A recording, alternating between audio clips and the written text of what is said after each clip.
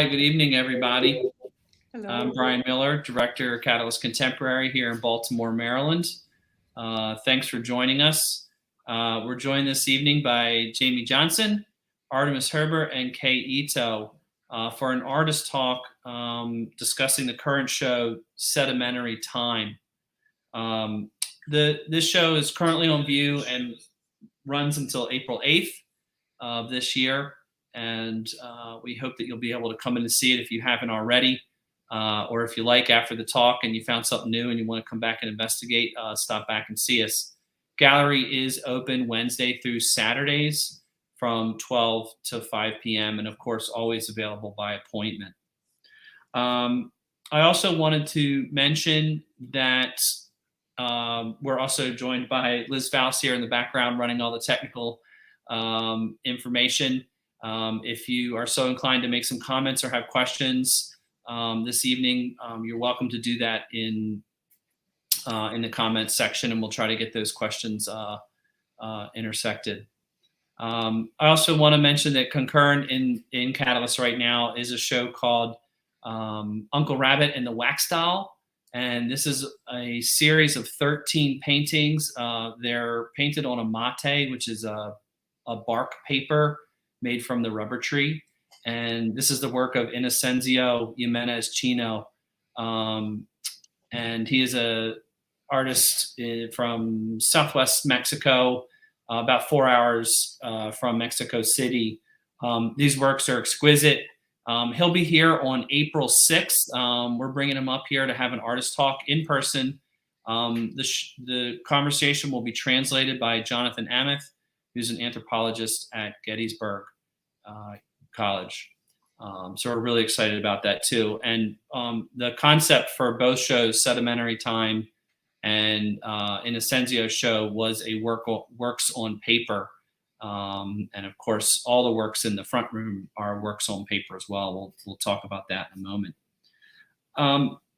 I wanted to introduce each of our participants tonight and just read a quick bio on them. I think it's real relevant to our conversation this evening to understand a little bit of the personal perspective of this work. First off, Artemis Herber is an award-winning artist in both mediums of sculpture and painting. Being of Greek heritage, she developed concepts on how humans live in shared spheres towards current conditions on Earth in the context of the Polyp myth. Is that correct, Artemis? Yeah. Her research into how humans have affected the Earth's environment, geology, and climate has deepened through her residencies, multiple residencies around the world. Kei Ito. Hi, Kei. You've joined us for quite a few artist talks. We've been working with you for some time. Thanks for joining us again for this one. Kei is a visual artist working primarily with cameraless image making and installation. Of course, we'll see that this show in particular is not only cameraless, but photographyless altogether. Ito's work addresses issues of deep loss and intergenerational connection through the exploration of inherited trauma passed down from his late grandfather, a survivor of the atomic bombing of Hiroshima in 1945. Of course, as we mentioned, all the work in this show is work on paper, and it's all charcoal work on paper. And we'll get to that in a moment. Speaking on behalf of the late Will Dutterer this evening is Jamie Johnson, his wife and director of the William S. Dutterer Trust, whom Catalyst Contemporary has the honor of working with the last few years and showcasing Bill's work, exhibiting and selling the work as well.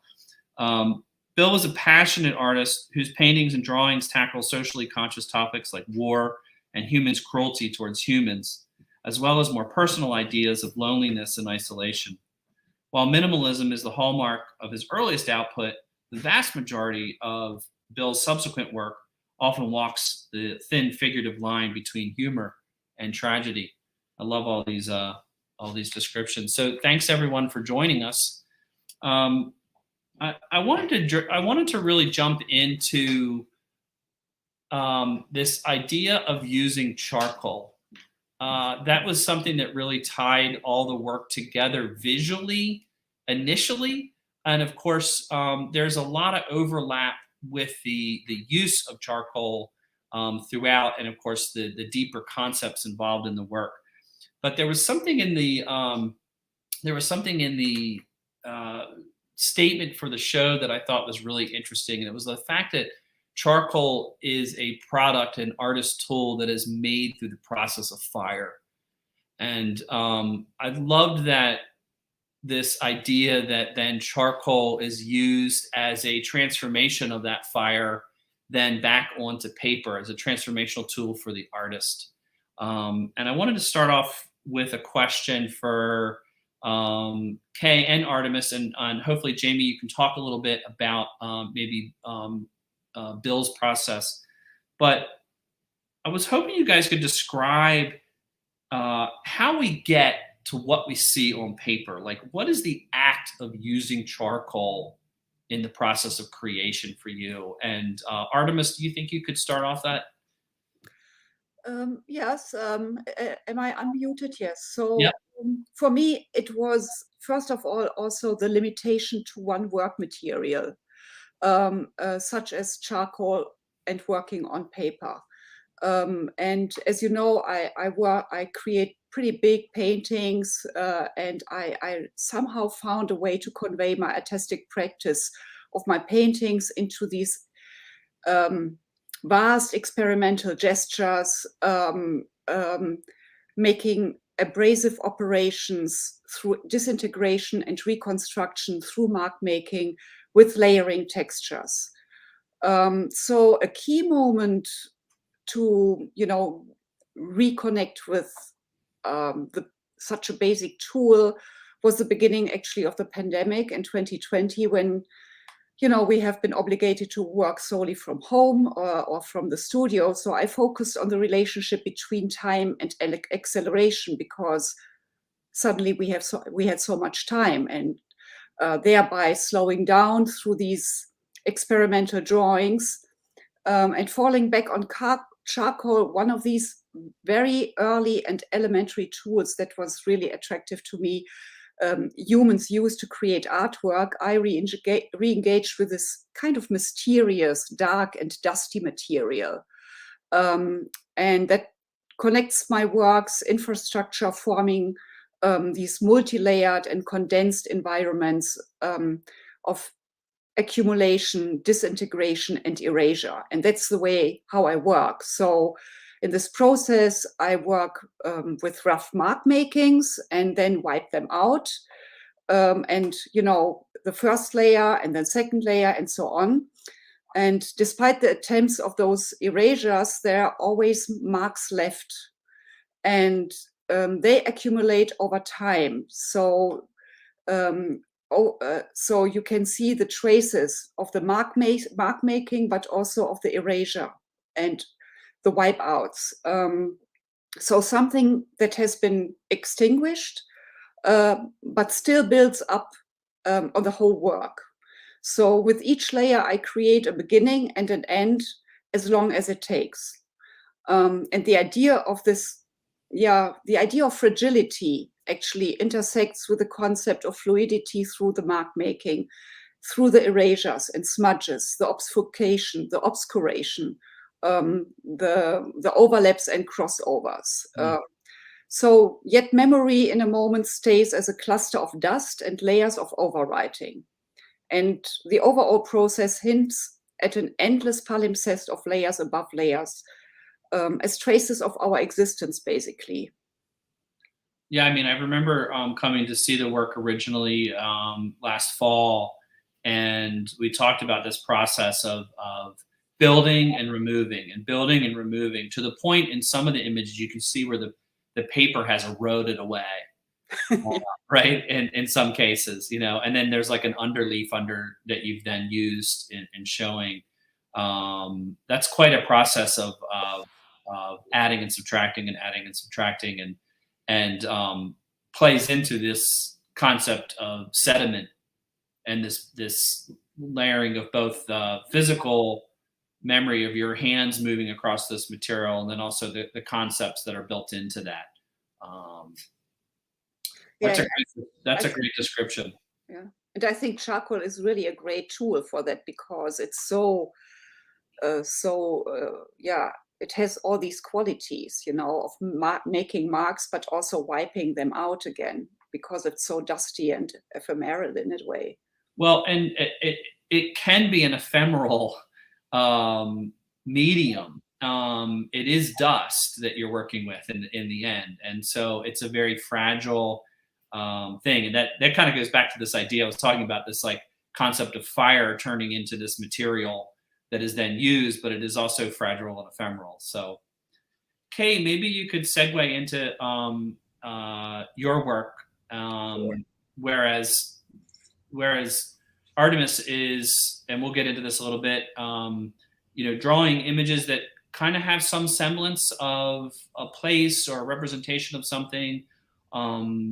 Your work in this case falls a little bit into abstraction, although it's very much about something very specific. So if you could just talk to us a little bit about that process. Sure. So this project I was working with Baltimore top of the Tower Gallery, which is Baltimore World Trade Center, which actually have a 9/11 memorial within the location of the World Trade Center. When I was approached by them, I kind of requested to use what was it? The limestone slab that was made out of that was part of the Pentagon once, and chipped away. Oh, yeah, you have a video. Chipped away after 9/11 airplane attack. So these limestone was taken to a different location, and Baltimore has 3 of them stuck on top of each other. So I went through lots of permission and talking to other people in order to get the insurance and everything in order to do this short, essentially a performance. That I was placing printmaking paper against this limestone and start to rub with the charcoal and the graphite in order to get essentially the impression of these stone. And I usually, so as a cameraless photographer, I do this act a lot. I place an object underneath of this, say, light sensitive paper to get the shadow of the object or outline of the object or something that's hidden inside of the object. But when I was presented the monument, which is outside, it's quite large and heavy, I couldn't really pick it up and put it on the light sensitive paper and make a print. Right. So I wanted to create something that translate the texture as well as, say, trying to capture something not just a photograph of it, but trying to get something real out of the stone. And the charcoal rubbing was kind of like the process I came to be. And obviously, many people have used this process specifically for gravestone rubbing. So I was kind of like using that specific technique combined with the charcoal, as you said, Brian. It is the kind of the form that it's a fire created this object that creates, like this ephemeral mark making tool, as Artemis said. Yeah. And I've been using charcoal, ash, rust, the many form of I consider a dead material. And like if I want to capture something that is so heavy and, say, impactful, both within the history and people, I always consider using specific material that fits with the theme in order to create these artworks. So I think the charcoal just came naturally. Yeah. Well, and it's quite an effective tool when you start to consider what we're looking at, that these stones were wrecked by fire. and they become these little either topographical scenarios Mhm. or almost like the readings from like a ship's sonar, Mhm. looking down on something that's settled. There's quite a lot to, I feel like, read into there. Yeah. Jamie, do you think you could talk to us a little bit about Bill's use of materiality in the studio, and in this case, the charcoal and other materials to create um, I'll call it the tool series, the axe heads and the hammer heads. Yeah, yeah, sure. Um, I will just start by saying that charcoal was always in his studio. There was always this little dusty, horrible black mess somewhere in his studio that was where he was working with charcoal. Hmm. Usually it was right next to his chair where he would sit and look at paintings or whatever. But there was always charcoal there. So for him, it was a really basic tool. There is not a lot of completely his more formally finished works that are in charcoal. This particular group is really kind of a rarity in the body of his work. I think that the reason that he was so drawn to charcoal was the immediacy of working with it and its pliability. Mm. So it gave him an opportunity for exploration of new ideas. And Liz, maybe you can pull up, if you've got it by file name 11086.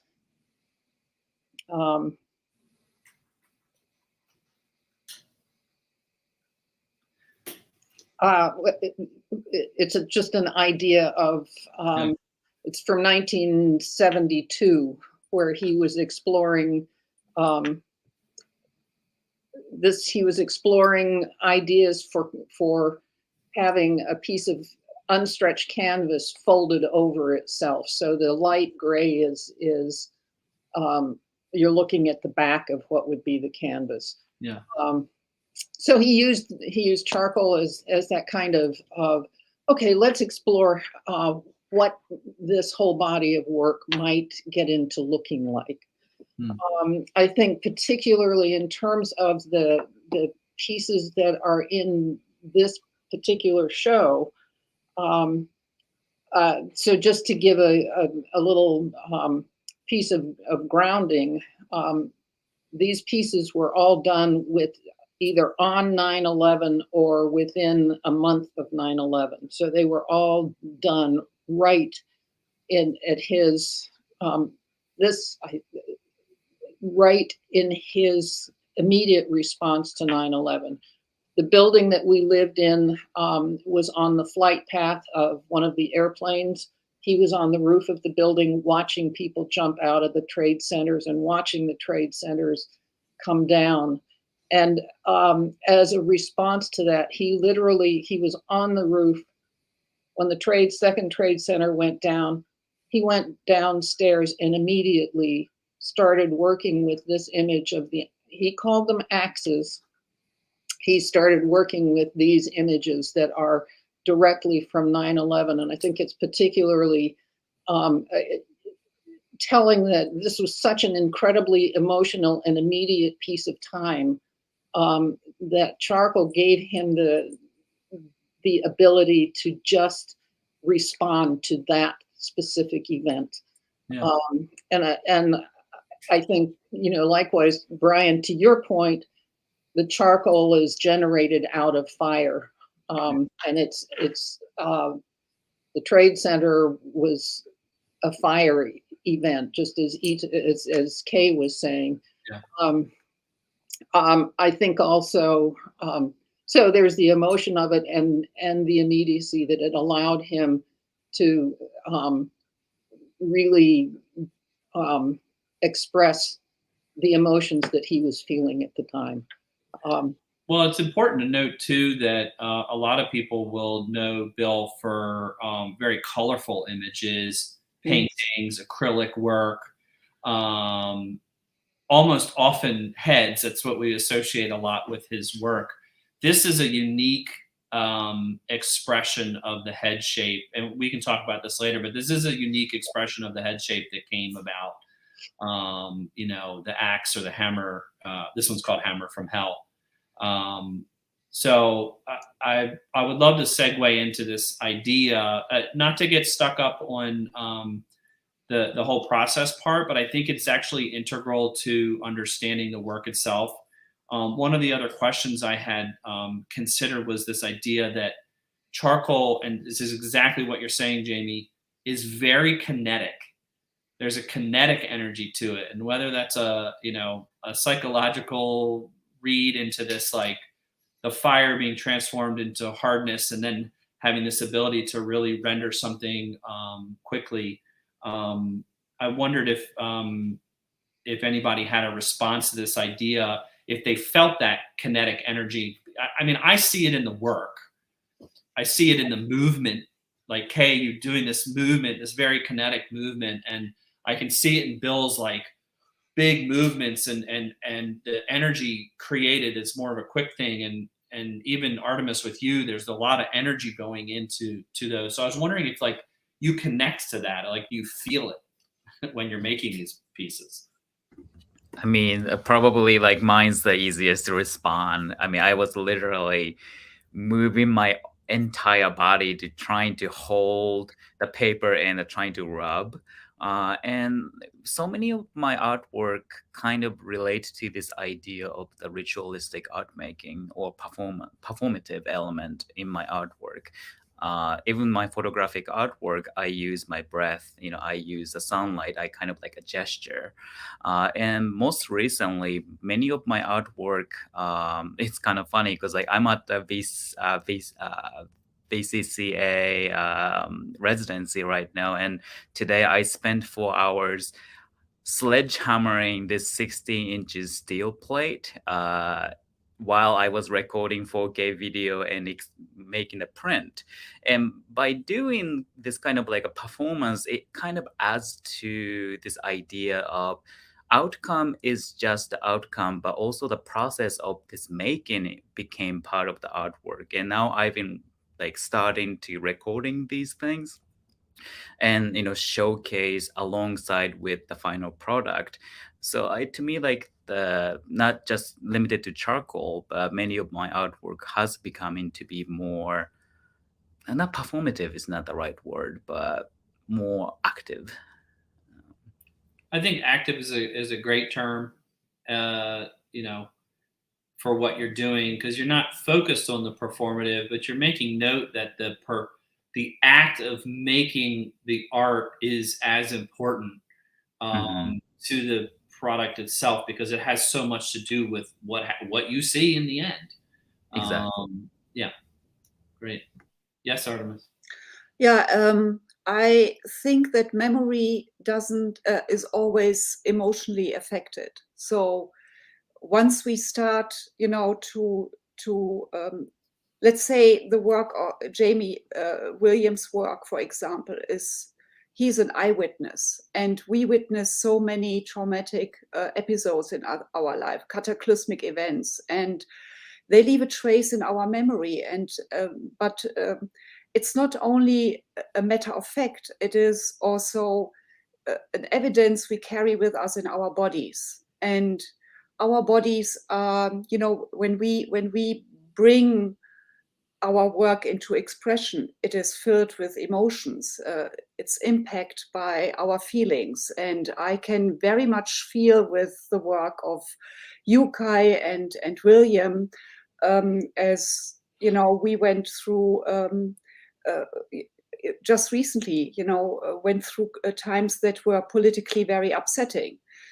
So there is a bunch of series that I titled The Bloody Wall, and it is something, I think it's important to remember those periods when we saw the devastating images of how children were held in cages because there was an administration who wanted to build a wall as fast as possible.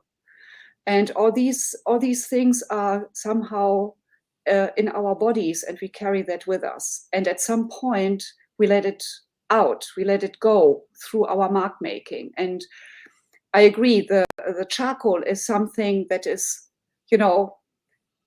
always there. It's on my table, it's it is in my studio, and it's something we can directly work with immediately. Yeah. I would say in that regard, Kei, as you were talking about you're rubbing the pieces and the physical activity of it, those pieces, the axes of Bill's, those are huge pieces of paper, and he was physically engaged in moving the charcoal or the chalk. Some of it has chalk in it, but I think that activity, that physical movement, was really a direct expression of his emotions at the time, his distress, his being overwhelmed by the events that he had just been looking at. So, Brian, I think you're right that the physicality of charcoal that charcoal allows is really very special to that medium. And Artemis, your work has that similar kind of moving with the material, not just moving the material, but being physically part of it. Yeah. Well, one of the things that I've been, it's funny, when we put the show together, obviously the charcoal part of it was really interesting for us in the work on paper. Liz and I both started to think about the three pieces of the show puzzle, Kei's work, Artemis, and Bill's work. And I've come to see it because it addresses a lot of issues about catastrophe, and not in a brutal way or traumatic way for us to experience, but more a contemplative way, a solemn way in a lot of cases. I kind of put you guys into these categories, and I think I mentioned them to you in an email about Kei, I feel like a lot of your work, and particularly this work, is like looking at the past, right? We're thinking about the past. And Bill was an eyewitness to the present. Those four pieces are like about that moment that he witnessed. And Artemis, you're like the oracle looking ahead somewhere into some kind of future that is a possibility, maybe not the one, but a possibility for sure. And I love this idea of past, present, and future coming to play with all of these works.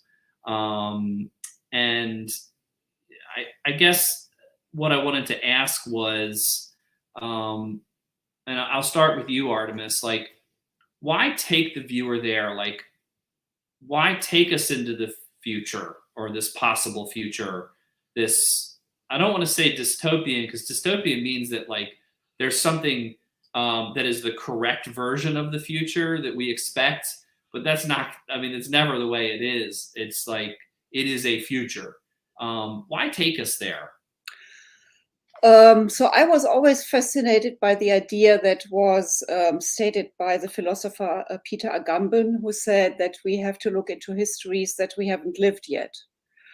And I think that is a really interesting thought, because when we look into the past, memory is a reminder of what has to be thought of in order to prevent the mistakes we have already done. If we didn't have memory, we would, do the same mistakes over and over again. And memory prevents us from that. However, I have the feeling we are living in a time where we are basically live in a state of amnesia instead of memory. And so by looking into the past, I think we can learn from those narratives and histories, and look into potential future outlooks that we haven't lived yet. And my idea is, I mean, my work is basically pretty dark. And I think that it really is an observation of the current condition on Earth right now. But with this exaggeration that I apply with it, probably the future is just a continuation of what's happening right now when we do not stop what we are doing right now. Mm-hmm. Can you just lead us through an image or two? Like, what are we looking at when we're seeing your work? Like, where are we looking? Maybe Liz can bring up a couple images and like tell us, because I know that one of the things I found really interesting is you're working from imagination.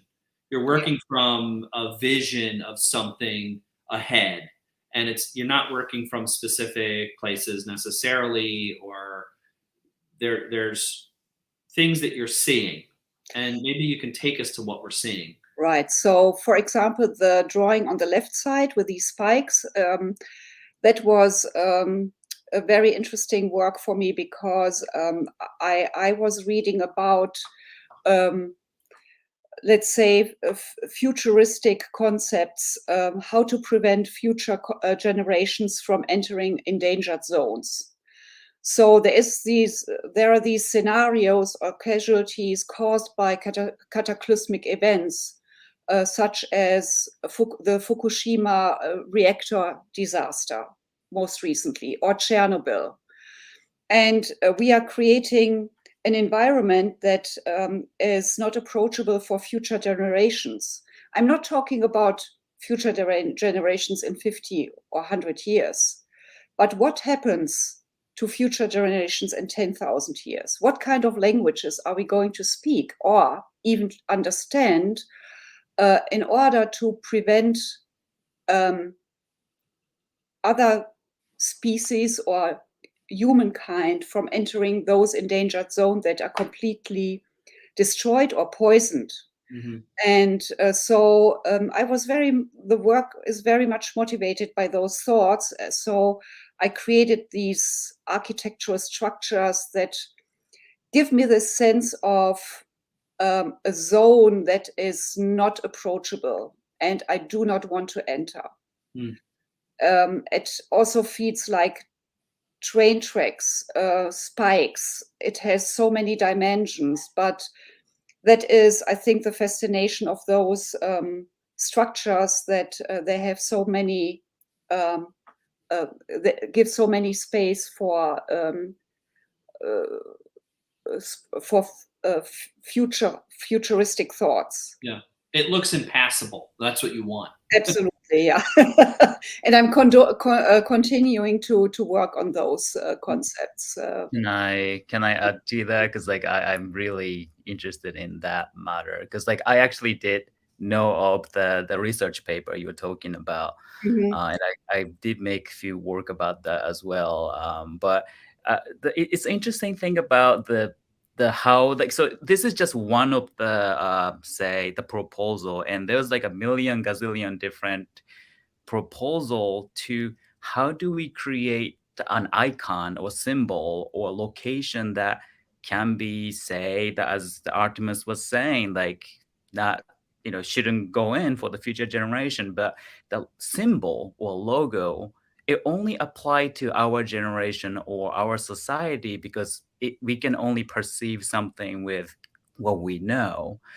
So like a danger sign or like a radioactive sign, that is, even though we recognize it as a danger, it might not translate in the same way. And when we think about, say, a skull, you know, oh yeah, skull would be like the ultimate danger sign. But like when we think about pirates and stuff, yeah, exactly. Like, oh, if there's a treasure there, we should go in, you know. And like if we see like that, one of the criticism with this spike architecture that was proposed by the architect was like because it's almost like a protected and otherworldly location, people might attracted to that location because how significant it is. So Right.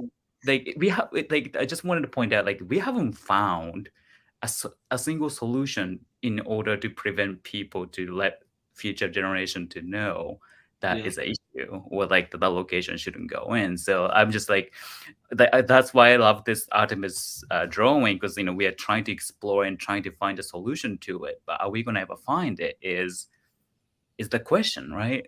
Well, we're still looking back at, archaeological evidence from, just after the last ice age, and looking at stuff where they're realizing that, the architects back then were trying to show us and warn us things, and we're trying to figure it out. It's been, Mhm. it's been 12,000 years, and we can't quite understand what they're telling us. Absolutely.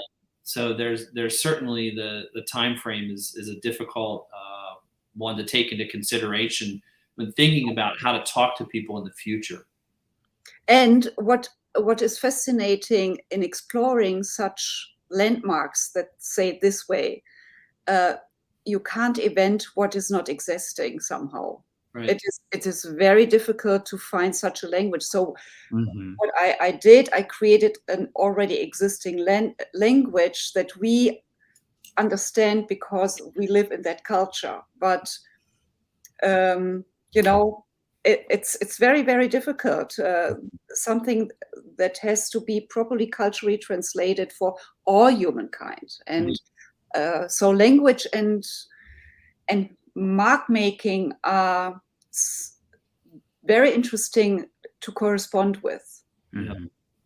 Kei, in the same. Oh, Jamie, did you want to say something? Yeah, I did. This is Artemis. Your work is you talked about memory and learning from the past, and your work is looking into a long, long future. I think I see that same kind of thing happening with Kei's work of remember this part, remember what happened here. And I think Bill's work does the same thing of we people tend to forget things. Mhm. Oh, and and oh, 20 years later, 40 years later, we're kind of coming full circle around again. And I think there's a cautionary element in all three of the artists in this show. Yeah. Of saying, really, really remember this. If you don't remember this, you're going to do it again, and you're going to and things will get worse because it gets bigger every time you make that circle again. Well, I Jamie. think that that element I was talking about earlier, where I saw Bill as being the witness to the present. He was talking in his time about the warnings, and talking about the current topics that were happening, and trying to make an impact then and there, saying things about the present. That's where that moment, that's his access point for me in this like sort of like linear timeline of thinking about where the work in the show comes from. I think one of the interesting things, pieces of feedback that I get often about his work is, oh, when was this made? This is so contemporary. This is so prescient of where we are as human beings right now. Yeah. And I would say the same thing for the work that Artemis is doing, and for the kinds of issues that Kei is working with. That that they are prescient. They're telling us this is what you're doomed to repeat. This is what you're doomed to create going forward unless you pay attention and decide not to repeat that. There's certainly a cautionary element to the work. I don't think, and I think it's a compassionate Caution too, like the artists Yeah. are coming from a compassionate point of view, and not like a real, I don't know what the right word is, but like violent or, hard kind of way. Although, I find Bill's images both very hard and also very perfect in a sense. Like you can't tell these things any other way almost. I feel like they're complete things. But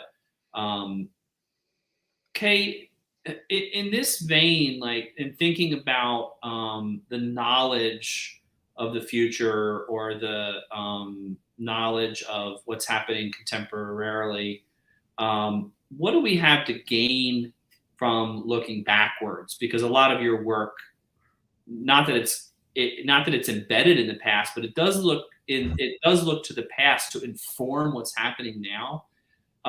So this can be a general comment about the work, but also these pieces in general are elements of the past that you're bringing forward for us. What is there to be gained? Absolutely. So it, as you say, like not just this artwork, but like, my artistic practice, I try to connect the dot of the histories, right? Mm-hmm. Including today and including the future. Because like when people think the trauma of the incident, or say the bombing of Hiroshima or 9/11, we Mm-hmm. tend to think them as like a one single point event. But in reality, these are led by something and led to something. So there's a multiple points in the history that led to where we are right now. So like to me, like a connecting these dots is like how I kind of like think about making my artwork.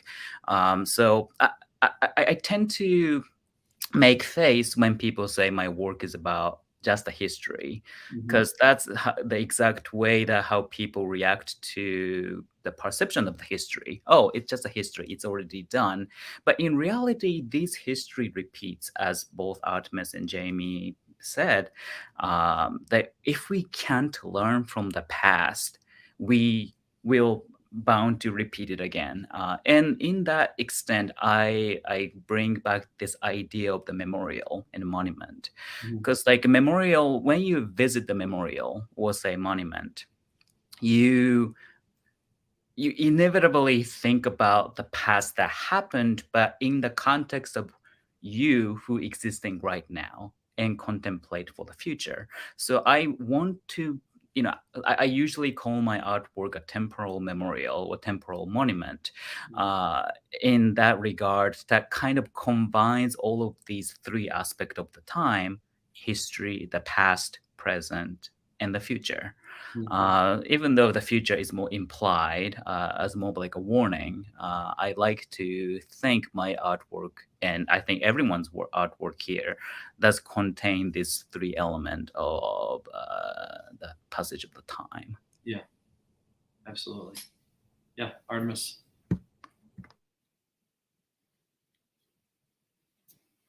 You need to unmute. There you go. I think we talked about this. What is fascinating about your work, Kei, is that you, let's say, you use the monument or the memorial as a place that can be displaced.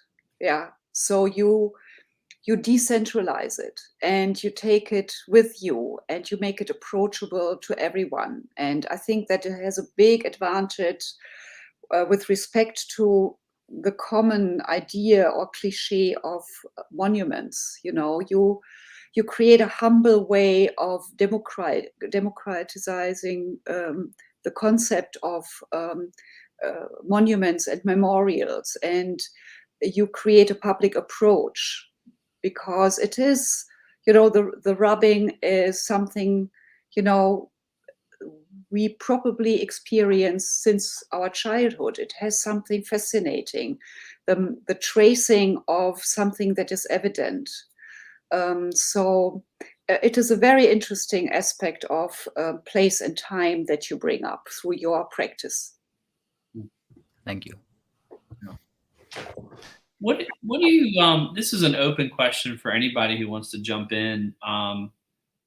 Why I want to read what I wrote down. I said, why are we so culturally obsessed? And I don't know if it's culturally, maybe it's just human nature, with the search for a utopian ideal of human existence, when history is a constant reminder for those who are listening of our fragile systems and our fragile existence. I know it's kind of a, there's an existential part of it, of the question in there, but it's so relevant to what you guys are dealing with. Does anybody want to take a stab at that? I can do some short and sweet. Go for it. Kind of like it goes back to what we talked about, because people forget. We like that's a beautiful thing about human, I think, that we can forget some of the traumatic event and we don't have to dwell on it forever. But in the same time, we repeat the same thing is usually the bad thing. So like that, we trying to approach this, this idea of the utopia, even though it became the propaganda and turned into a dystopia. We've witnessed with many countries, many countries throughout history, and would it continues as continue? Yeah, I think so, because people forget and people continue to do so. And I think it's I think it's one of the artist's great role in order to let the later generation know that, hey, this happened before, and like, let's not continue, like this utopia is essentially, I don't think it's reachable, but like we can create the peace within people. I think that the empathetic and we can recognize this, the flow of the human, but trying to be better at it. That's different from, say, we're gonna be the perfect human being. I think that's impossible.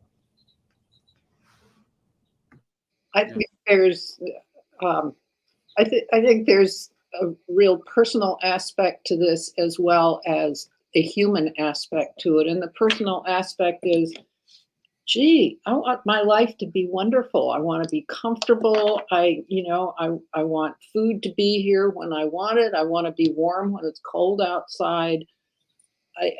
I want to have things. I want to have a utopia. Yeah. Am I ever going to get that? No. But I don't think that's not specific to me as a white person in the United States. I think that is that's a universal personal sort of want. And the positive of that is that people are striving to make things better for themselves. The not so positive is that when everybody's doing that and everybody has their own personal ideal, they forget about others. And to Kei's point, they forget about history. Yeah. Focusing on their own needs and wants. Yeah. I feel like we live in this constantly, just life, not like we in 2023, but life is unstable. Mm-hmm. Life is completely unstable and unreliable, and human nature is animal nature, and it's also unreliable. And we have this constant drive and imagination that there is a way to do it where everyone's needs are met, right? And everyone's comfort levels met, and we can all get along. We can all just get along. And, we have these constant things in our past and our present that don't really allow us to get there, and are a reminder that it's just a process of working towards those things rather than an actual destination for so many. I studied a lot of like millennial movements and cults of like the 1800s, these religious movements in like upstate New York and things like that. And they were totally fascinating. They had these wonderful ideas about how to create these beautiful lives. And of course, they all fell apart. It all just fell apart. Well, I think that utopian ideals are not really a topic today. I think when you look at how democracies are at risk, and what makes me driving with my drawings, for example, that I investigate how political and economic agencies are still thriving and looking for personal gain, that is completely counterproductive.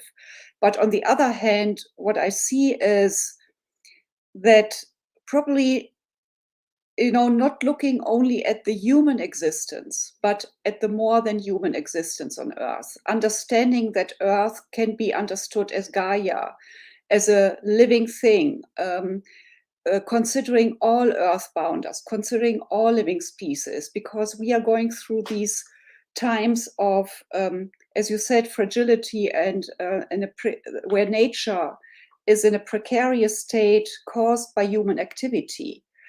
I think then it's time to think, how important are we that we have the right to destroy our planet?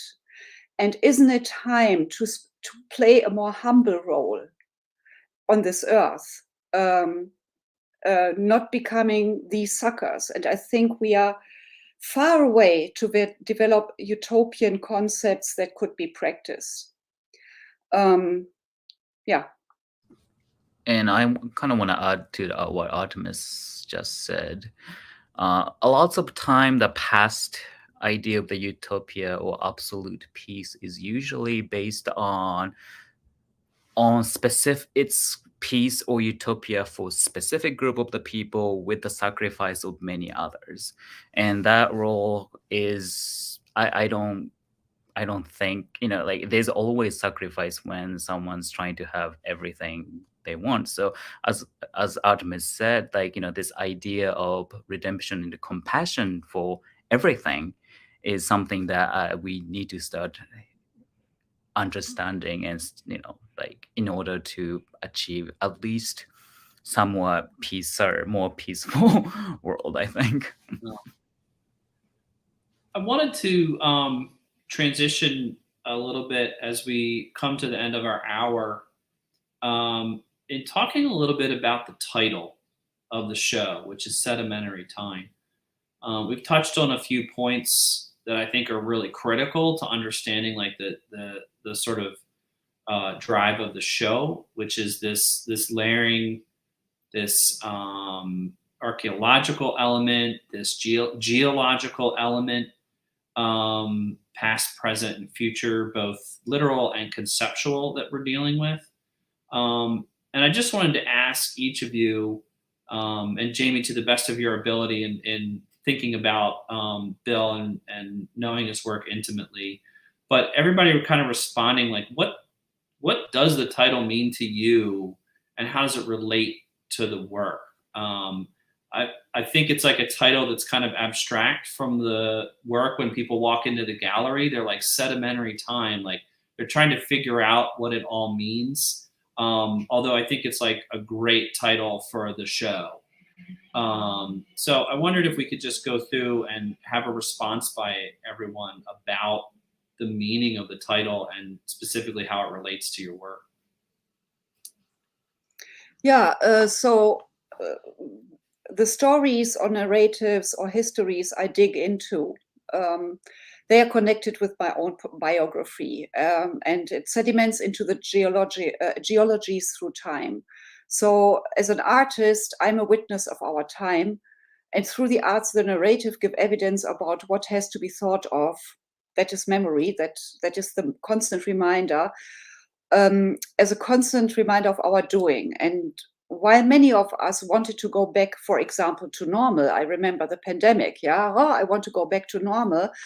I think we also realized that normality was total craziness. It was harmful in many ways, and is still harmful. So Sedimentary Time is a wonderful title, as it refers to the geologies and therefore to the earthbound place and the grounds we treat. And why time indicates the passing, materialized buildups on Earth as traces and evidences of past events.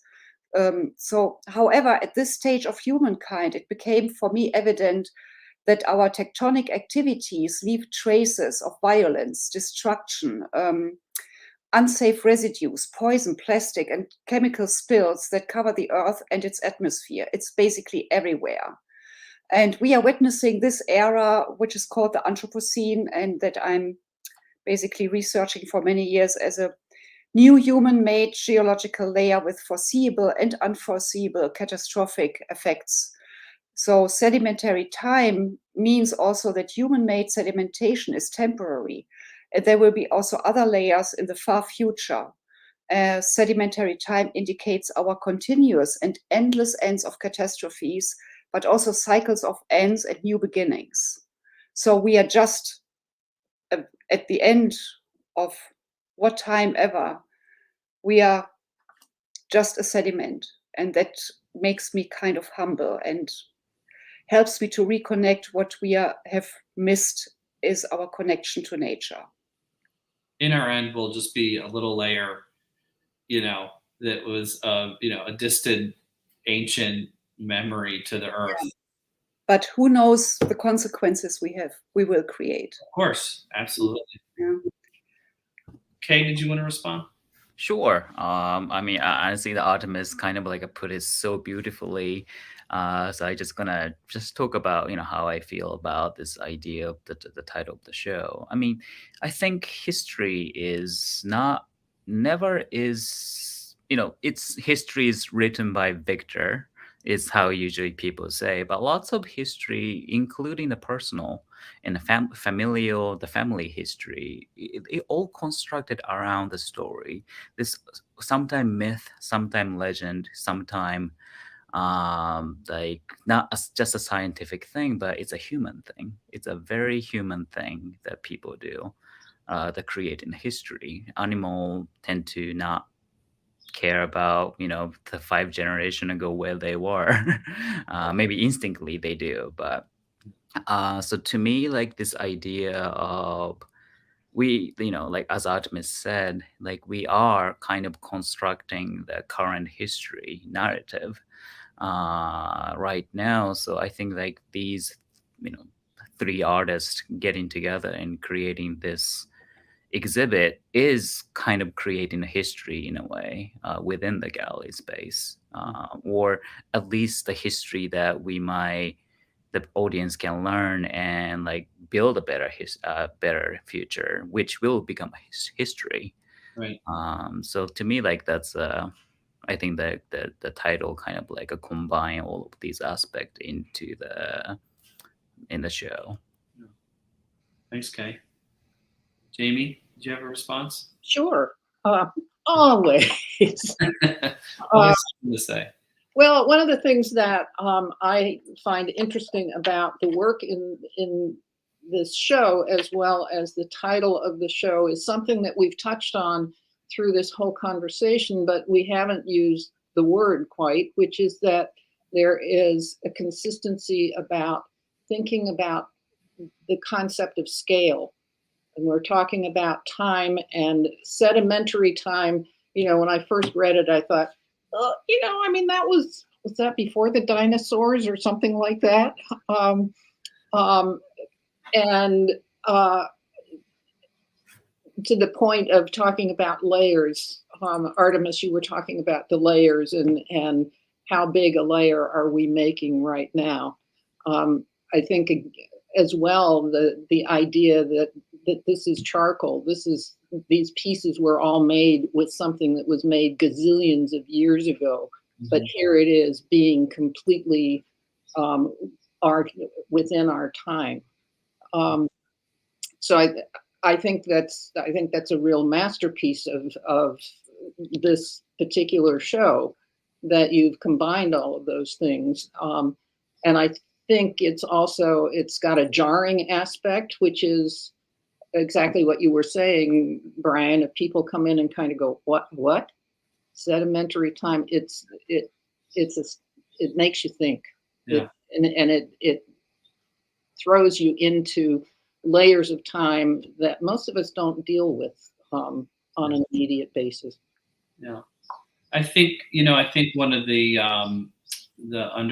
underpinnings of that title had a lot to do with the concepts of memory, and the ability, and we've talked around this for the last hour, but the fact that you access memory in different spaces and things, different stimulants like bring you to different places in your memory, whether that's on the scale that you're talking about on a cultural or social scale, or whether it's on a familiar or your own personal psychological scale. And all of the work is like these little memories that are embedded somewhere in our minds. I think they're all the imagery is very accessible to people, and it makes it feel very personal as well. Artemis, do you want to have the last say?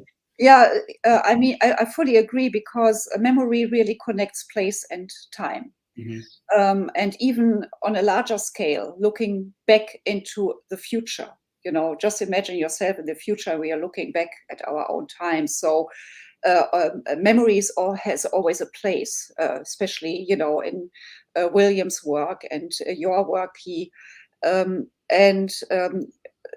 When you accumulate all these places, it creates this layer in time, and then we are folded in time. And through our work, while we are digging or looking into the past or in the present, so we cross all these time folds, we open them, and then they fold back together. So there is this constant movement and connection between, time and place that is held together by memory. Yeah, absolutely. And that's always in flux. Mm-hmm.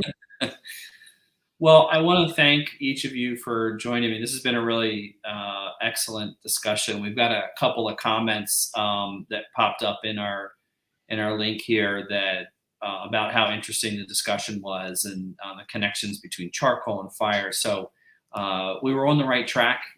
And I just want to remind all of our listeners to come see the show if you haven't already. Sedimentary Time with Kei Ito, William Dutterer, and Artemis Herber ends April 8th. We're open Wednesday through Saturdays, 12 to 5. If you'd like to connect with us through the intraweb, we're on Instagram, Facebook, LinkedIn, and YouTube, where you can find all of our artist talks there, as well as some other subsequent videos and films and information. You can also sign up for our newsletter online at catalystcontemporary.com and stay in touch with what's happening. I did forget to mention that our upcoming show, the opening reception is April 22nd, is Sejong Cho and Bonnie Crawford. They're putting a joint show together called Life Cycles. Going to be an excellent show. Hope to join us. Thanks again, everyone. It was fantastic to speak with you, and congratulations on the show. Thank you. Thank you. Talk to you all soon.